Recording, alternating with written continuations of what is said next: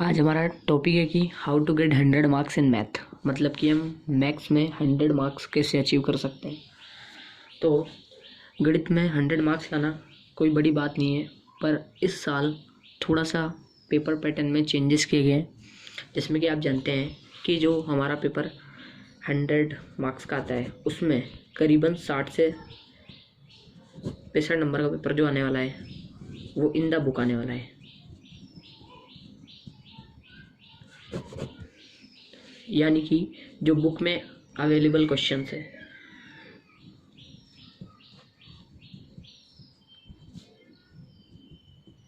वो आने वाले हैं।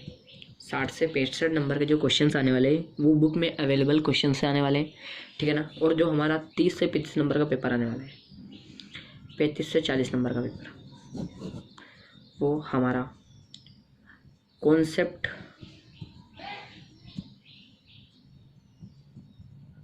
बेस्ड ऑन कॉन्सेप्ट आने वाला है। बाकी जो हमारा जो 35 से 40 नंबर का आने वाला है पेपर वो आएगा तो कॉन्सेप्ट बेस्ड, पर इसके लिए क्वेश्चन से थोड़े हाई लेवल के होने वाले हैं। जिससे कि आप देखते होंगे जो सीबीएसई का पेपर होता है, सीबीएसई बोर्ड्स में अच्छे क्वेश्चन पूछे जाते हैं। तो आप जो 35 से 40% क्वेश्चंस आने वाले हैं उनकी प्रैक्टिस आप सीबीएसई बोर्ड्स के प्रीवियस ईयर क्वेश्चन पेपर इनके पीवाईक्यूज से कर सकते हैं। और सेकंड नंबर, आप कोई अच्छी ऑथर की बुक से भी इसकी प्रैक्टिस कर सकते हैं। जो 35-40 नंबर का जो पेपर आने वाला है इसमें आप किसी अच्छी ऑथर की बुक का भी यूज़ कर सकते हैं, जैसे कि आर डी शर्मा हो गया, R D Sharma, R S Agarwal, ये अच्छे ऑथर हैं जिन बुक से आप प्रैक्टिस कर सकते हैं, ठीक है ना। तो आपको जो 35 से 40% मार्क्स दिलाएंगे वो सीबीएसई बोर्ड्स के पीवाईक्यूज से आर डी शर्मा या आर एस अग्रवाल, इन्हें करने से आपके 35 से 40 मार्क्स जो अलग से आने वाले हैं। कॉन्सेप्ट वही रहेगा, सिर्फ क्वेश्चन थोड़े हाई लेवल के हो सकते हैं जो 35 से 40 मार्क्स के अंदर आने वाले हैं, ठीक है ना। तो 35 से 40 मार्क्स के जो क्वेश्चंस आने वाले हैं इन पर ज़्यादा ध्यान देना, क्योंकि आपके मार्क्स जाने हैं तो यहीं से जा सकते हैं। क्योंकि ये आपने कुछ क्वेश्चंस ऐसे आएंगे जो आपने पहली बार देखे होंगे, पर आपको वो आते होंगे, बाकी आप पहली बार देख रहे होंगे। तो आज हम बात करने वाले हैं कि 100 मार्क्स कैसे लाएं गणित में, ठीक है। तो सबसे पहले हमारी बात होती है consistency. Consistency is the most valuable thing, ठीक है ना। जो कंसिस्टेंसी होती है मतलब रेगुलरिटी, मतलब आप मैथ्स को कितना टाइम दे रहे हैं। कहने का मतलब ये है कि आप मान लीजिए कि गणित को 2 घंटे दिए, मान लिया मंडे को 2 घंटे दिए और ट्यूसडे को 1 घंटा दिया। ये तरीका बिल्कुल गलत है। हमें गणित को कंसिस्टेंसी के साथ में ही पढ़ना है। कहने का मतलब ये है कि कंसिस्टेंसी मतलब रेगुलरिटी मतलब कि हमें जैसे कि 2 घंटे मंडे को पढ़ा है तो ट्यूसडे को भी 2 घंटे पढ़ना है, ठीक है ना। तो मंडे टू सैटरडे हमें 2 घंटे ही पढ़ने हैं आपके शेड्यूल के हिसाब से। आपका टाइम टेबल जिस हिसाब से बना है उसी हिसाब से इसे कंसिस्टेंसी से क्या करना है, फॉलो करना है, ठीक है ना।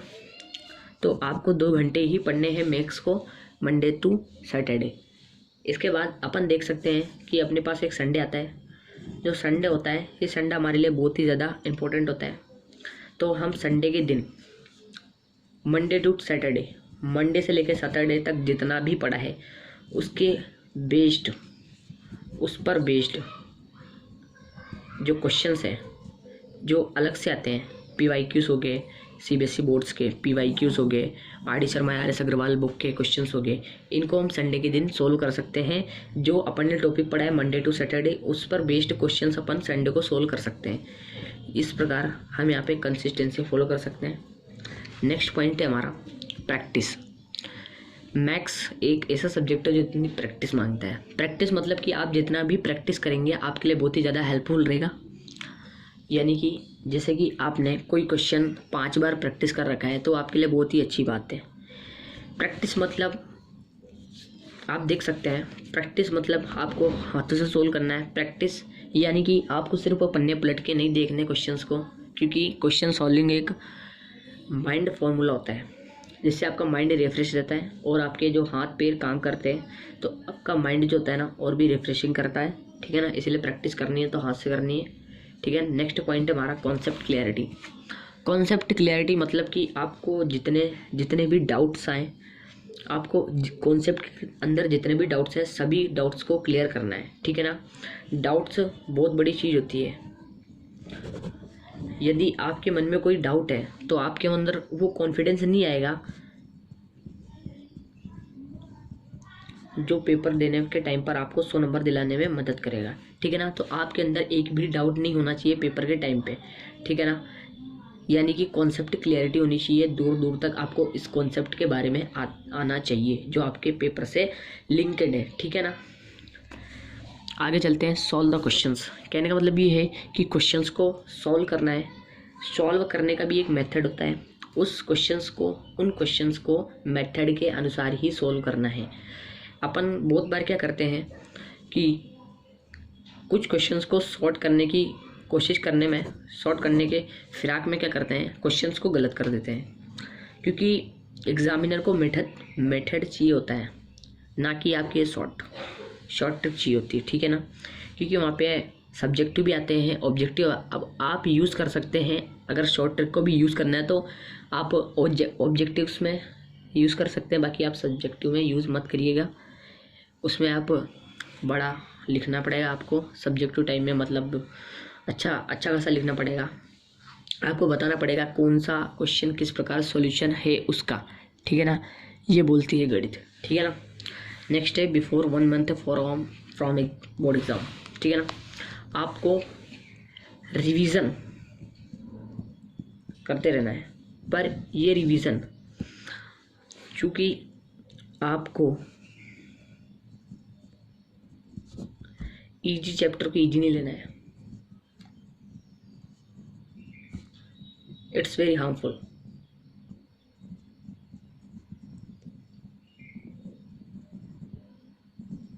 फॉर अस ये हमारे लिए बहुत ज़्यादा नुकसानदायक है, क्योंकि हम जानते हैं कि इजी चैप्टर है, हमसे हो जाएगा। हम इस वजह से इसका रिवीजन नहीं करते हैं और हम इसे हल्के में लेते हैं।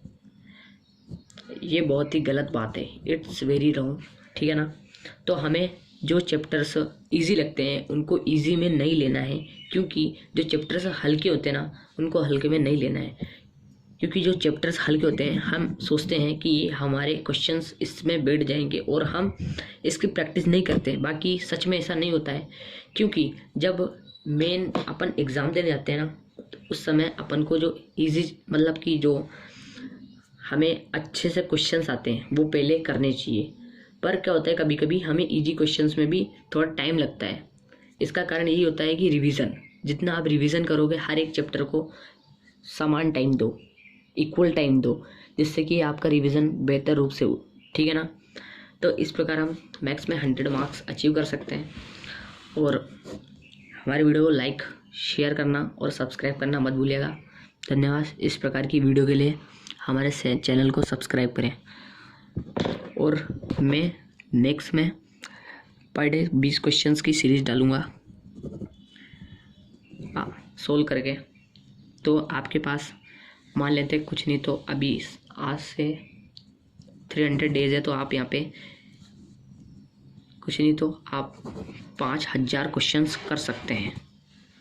5000 क्वेश्चन करने के बाद 5000 क्वेश्चंस करने के बाद आपको एक फील आएगा जिससे आपको कॉन्फिडेंस मिलेगा एग्ज़ाम देने के लिए। धन्यवाद।